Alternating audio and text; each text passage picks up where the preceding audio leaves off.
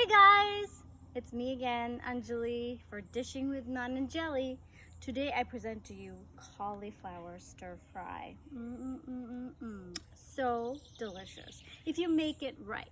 Nobody likes soggy cauliflower. Nobody likes, wet cauliflower if it's just not made right.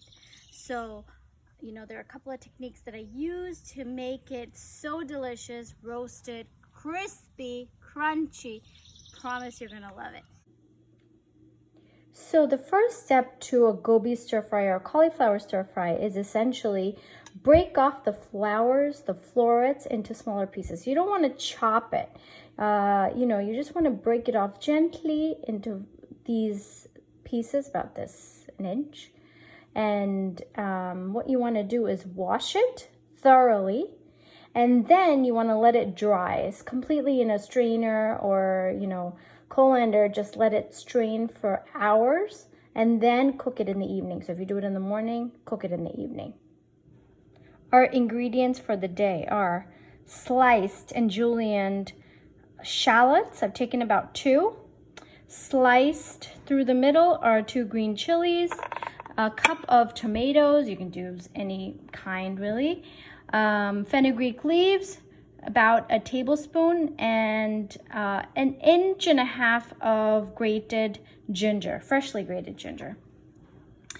2 teaspoons of lime salt is what I'm going to use because it has the tartness that I want in this dish. And a teaspoon of Asafoetida powder, a tablespoon of coriander powder, 2 teaspoons of turmeric powder. Black salt, I will probably use about a teaspoon, and a little bit of cumin seeds. Yes, probably a teaspoon. I like to cook in various different metals. So this one is an iron wok. I'm adding about 2 tablespoons of olive oil, extra virgin olive oil, Evo. Whatever you want, you can use canola, you can use whichever kind of oil that you prefer. Now we begin the dish by adding about a teaspoon of cumin seeds to the heated oil. Do you hear the sizzle? That's what we want. We're gonna add the Asafoetida powder to this. And we're gonna add our fresh onions, ginger, all those fresh ingredients. So we'll start with ginger. Turn the heat down. Lid it. You don't want to burn the ginger, so just a little bit. Let it cook, and then we're going to add the rest of the ingredients. Adding the green chilies. Adding the onions. We don't want to over caramelize the onions as well, as long as they turn translucent. So I'm going to add a touch of the black salt now. I've added a teaspoon of black salt. Just going to let it, just look at that beautiful color of the onions. So it's become translucent. I'm going to add my chopped up tomatoes. Give it a stir.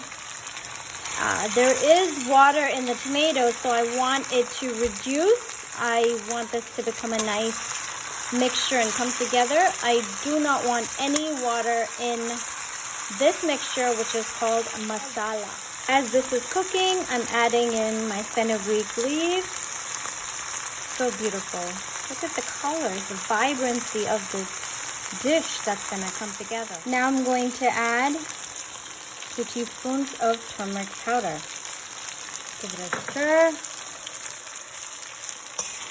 If you're trying to teach your kids colors, this is a great method to do so.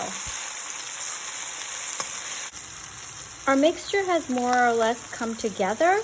We are now going to add the dry cauliflower.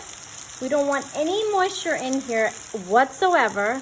That's what's going to enable the whole cauliflower to become very roasted and crispy. So, I took 2 tablespoons of oil. I know it looked like a lot, but really I have a huge cauliflower, huge head. It was like a fairly medium to large cauliflower, so it's going to use up that much oil. I've added my cauliflower. I'm gonna give it a stir. I've stirred the cauliflower with the masala. Now I'm gonna add the lime salt that I had separately in a bowl, evenly. If we need more, we will add more, but taking about a tablespoon of that, and stir it and let it just remain on low heat for a while.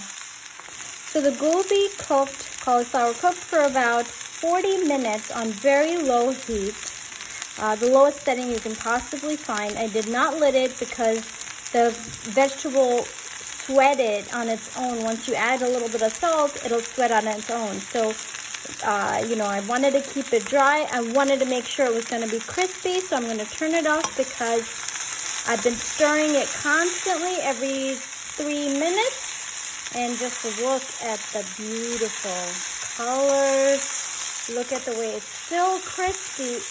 Now it has more or less cooked.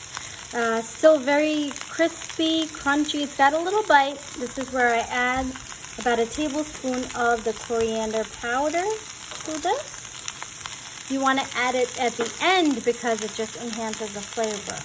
I'm going to stir it and shut off the stove. Here's the end result.